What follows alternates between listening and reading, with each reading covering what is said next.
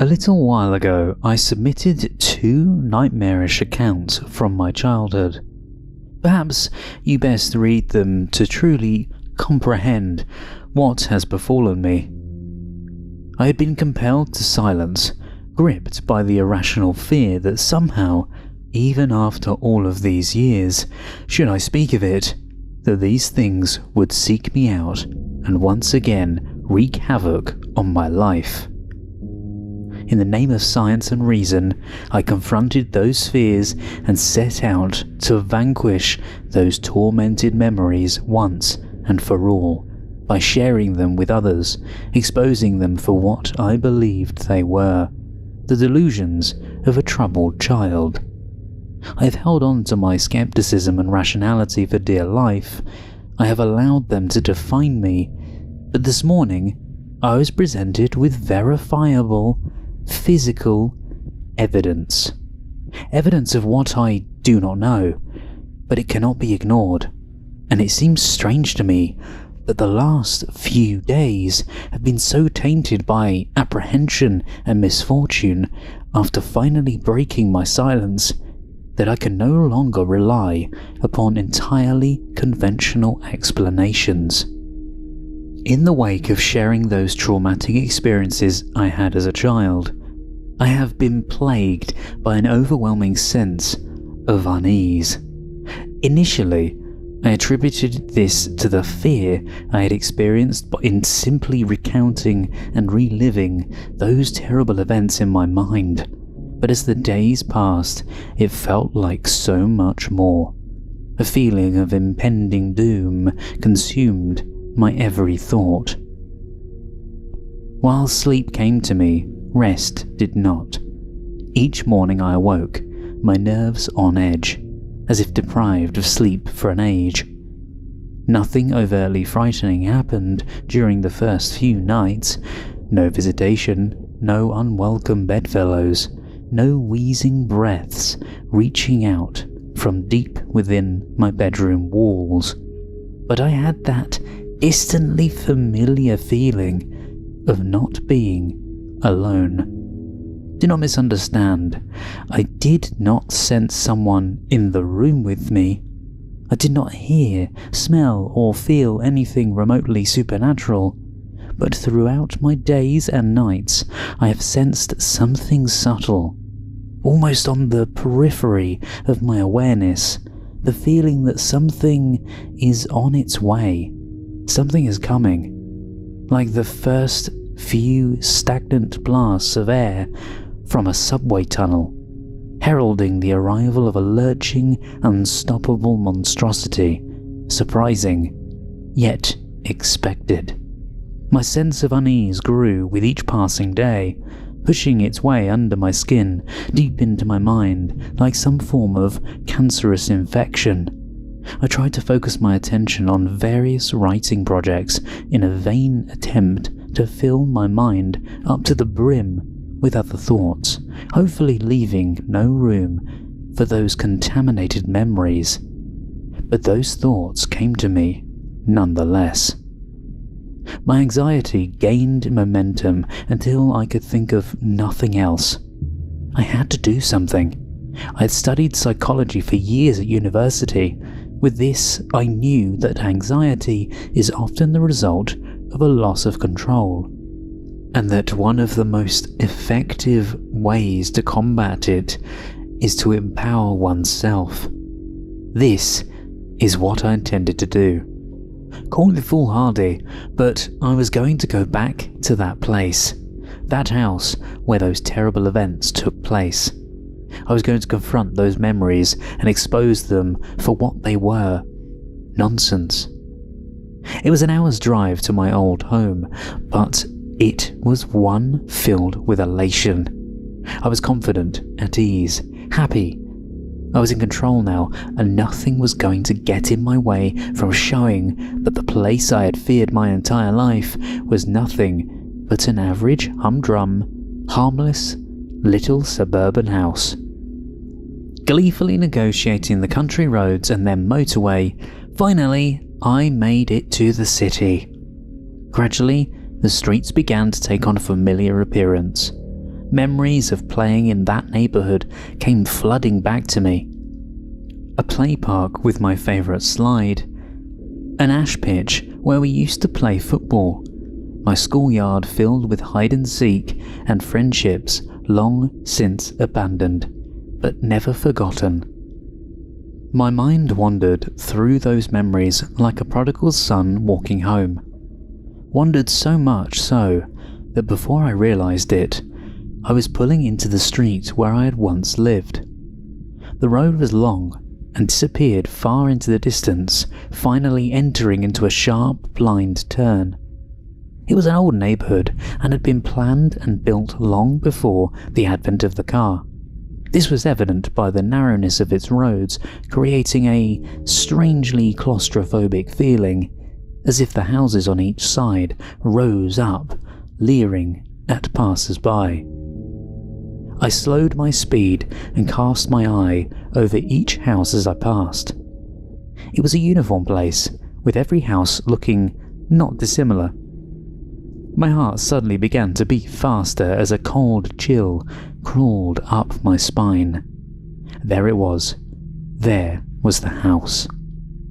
It was late afternoon and the street was quiet, almost lonely. I stared at that little place, wondering how such an ordinary home could have instilled so much fear in me. I had initially intended to only look at the house from afar, confirming it to me as a material construction, entirely explicable and removed from anything uncanny. But as I parked, I took a deep breath, and before I knew it, I was out of my car, walking towards that old metallic gate, its once bright floral shapes now darkened by aged, flaking deep green paint, revealing nothing but rust underneath. I ran my fingers over its uneven top, and with a subtle gasp, I pushed it open. Walking along the path, I was shocked at how disused the garden was. I thought to myself how much of a waste of a good lawn it was, which was all but obscured by a thick mosaic of weeds and other invasive species.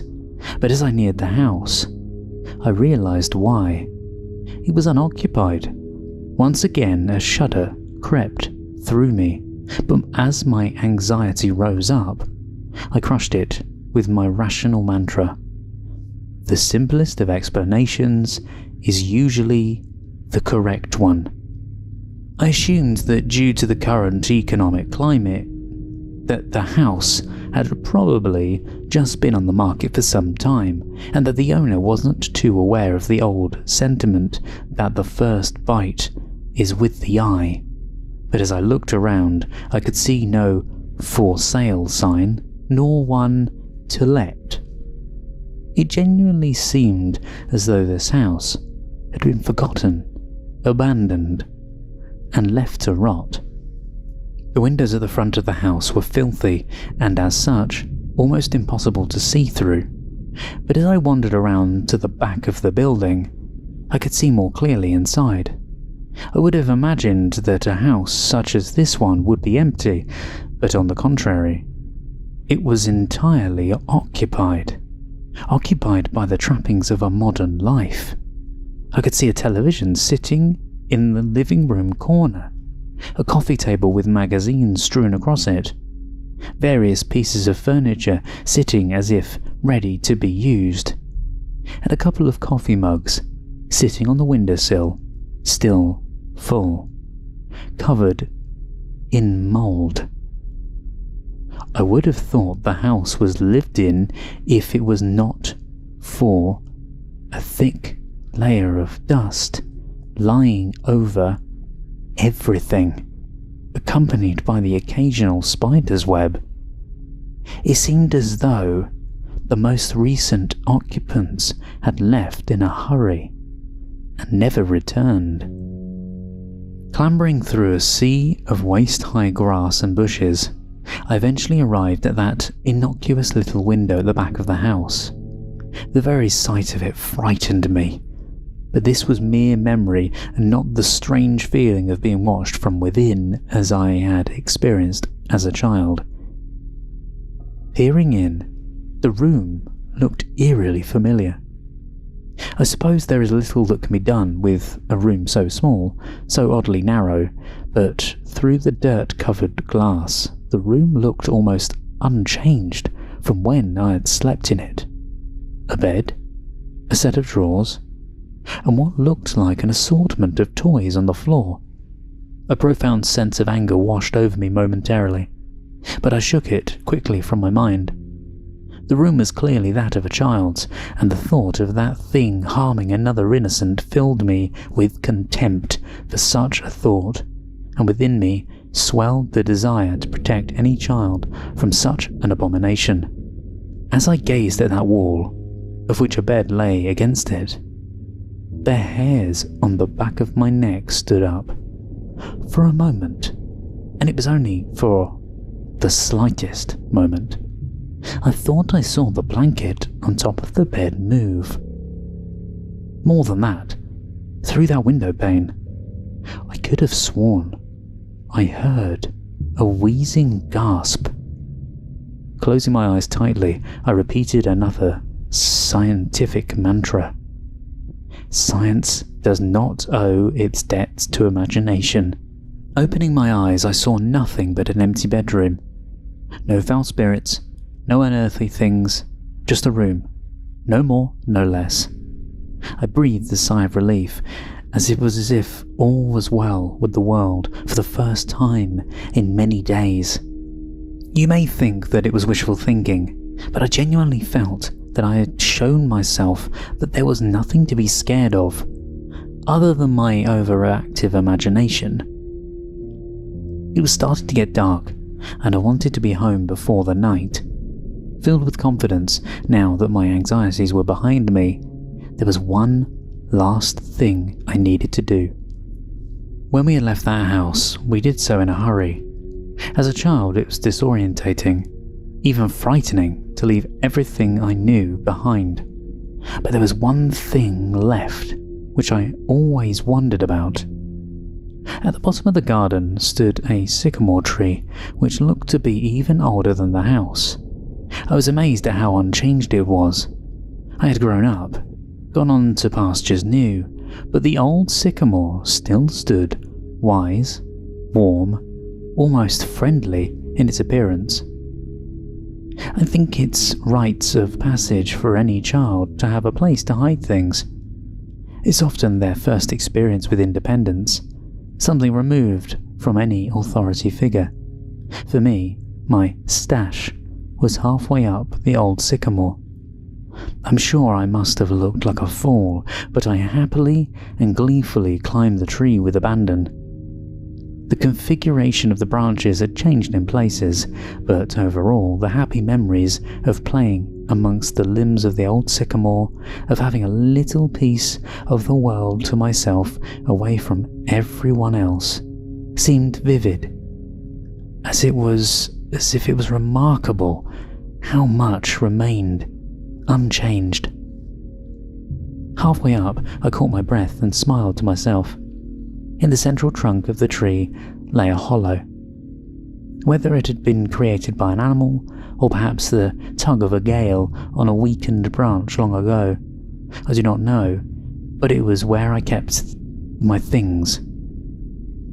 If I found something which I was sure would be taken from me for being inappropriate, into the hollow it would go. The truth is, though, that the majority of the items inside were not very interesting, mostly just toys and rarely exotic pieces of contraband like a slingshot or some smoke bombs. I had no reason to hide the toys, but when I was young, it felt adventurous to have a secret. The hollow was dark and filled halfway with rotting leaves, no doubt deposited there from countless autumns. Nevertheless, I reached deep inside to see what remained. I couldn't believe it. I had found a toy that I had hidden there before we moved, all those years ago. I could feel the plastic in my hand, its sharp edges unmistakable. but the leaves and darkness of the hollow obscured its view from me as I struggled to remove it from the thick, wet mixture of rotting leaves and rainwater. It seemed to be caught amongst a collection of small twigs. The reason I was so excited was that I knew when we moved that I had left one of my favourite toys behind. A small plastic First World War British soldier. It may not sound like much, but I'd grown up on my family stories of my grandfather's adventures during both wars, and while he had passed away before I was born, I would often act out exaggerated versions of the stories with this small soldier in the role of my hero. My intrepid grandfather. At the time, I thought a hollow the perfect hiding place for a soldier. My delight, however, quickly turned to horror. I felt sick to my stomach, for as I pulled the soldier out, I realised it was not my toy, but something else entirely. Stuffed into the back of the hollow against the sludge, and now in my hand, was the skeletal remains of a small animal. The bones crunched together in my grip as the few small flakes of hair and flesh left on it putrefied between my fingers. I almost lost my balance as the rotten and potent smell of death escaped through my moist grasp, invading my senses. I climbed back down carefully, dejected. There was nothing else in the hollow. My toy was gone, probably taken by another child during the subsequent years. What remained of the poor animal I buried under some loose earth in the garden. I left that place immediately. Despite my unfortunate encounter in the hollow, I still felt empowered. That I had actually plucked up the courage to revisit that place, to see how ordinary it really was, made me feel in control once more of my faculties. I did not at that time require anything other than a conventional explanation. I said goodbye to the old neighbourhood, to that bad memory once and for all, and began to make my way home. By the time I had driven onto the motorway, something had begun to filter through from the back of my subconscious. At first I disregarded it, dismissing it as my imagination. But as the sun shone its last and dipped below the horizon, I sensed the growing urge of a compulsion inside me. An idea which seemed to have been born and nurtured for no good reason. No rationale, no sound causal footing, but one which had to be followed at all cost. I must get home. I increased my speed, zipping sporadically between the slower cars on the motorway, looking in the rear-view mirror, keeping an eye on what might be following. I had to get home. Again, I drove faster, constantly looking behind as if racing some unseen pursuer. 70, 80, 100 miles an hour. I tore along the road, I beeped, I yelled. The sweat lashed off of me. What was happening to me? Please, just let me go home. White-knuckled, I finally made it off the motorway and onto the country roads, which would lead directly to my town. The roads were narrow and wound around the now bleak and ominous countryside. Darkness seemed to blanket the road in front of me. I turned my full beam on and breathed a sigh of relief to see a bright light again, even if artificial. The manic anxiety which had seemed to grip me on the motorway appeared to have diminished. However, I still glared into the rear-view mirror even more and more often than I should have, just to make sure that there was nothing following me. What a ridiculous thought! To think of something chasing my car, to put myself and others in danger by speeding down a busy motorway. Madness! Still, madness or not, I had felt compelled to get away as quickly as possible, and even though I had managed to collect my nerves, the loneliness of the road I was on fueled my yearning for my own town, my own street, my own bed. Nervously, I traversed the web-like winding roads which seared through the countryside, feeling relieved at the first sign of a lamppost, of civilization, and of the boundaries of my town. I pulled up outside my house, switched off the engine, and sat for a moment in silence. I had to stop all of this nonsense. Things coming out of walls, watchers smothering me at night, looking into someone's window like a prowler. All of this was lunacy. Tomorrow, I would start afresh. No more writing about my childhood experiences. No more reliving of dread-filled nights. Just getting back to normal, carrying out my work, spending time with my girlfriend, and most of all, reaffirming my belief, faith, and confidence in science and rationality. Then, the thing in the back seat leant over, grabbed me by my shoulder, and breathed a foul, rancid breath from deep inside its lungs down the back of my neck. I scrambled for the door, my arms flailing around, looking for the lock. Fear possessed me, shook me, a fear I remembered all too well, a fear from all those years ago, lying awake at night in that sickening room. The inside of the car had grown much colder, but that was nothing compared to the icy fingers burrowing into my shoulder. I honestly thought I was going to die, that this thing would finally get its way after all this time. The door handle popped in my panicked grip, and I fell out of the driver's seat onto the pavement.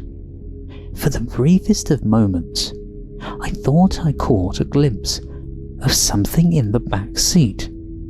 Vague, the form of an old man, yet twisted and distorted, grinning from ear to ear. Luckily there was no one around, as had there been, I would have appeared a mad fool, for the car was empty. I grabbed the keys from the ignition and booted the door shut with my foot, locking it for the night. I staggered down the path and into my house. I'm not going to lie to you, but I drank myself to sleep last night. You may recall that I said I had evidence, actual physical evidence of something unnatural. You might be wondering what that evidence is. Well, I could say that it was the marks on my shoulder that made me shudder with fear, or I could tell you that my bedroom window, lying prized open this morning by what looked like claw marks, has left me dreading tonight, or any other. But no, none of that scared me as much as what I saw today upon waking. Sometimes the most frightening of messages are the most simple, for lying on my chest as I awoke this morning was a toy soldier. The soldier I had hidden in that hollow all those years ago, returned to me as an adult, bitten in half.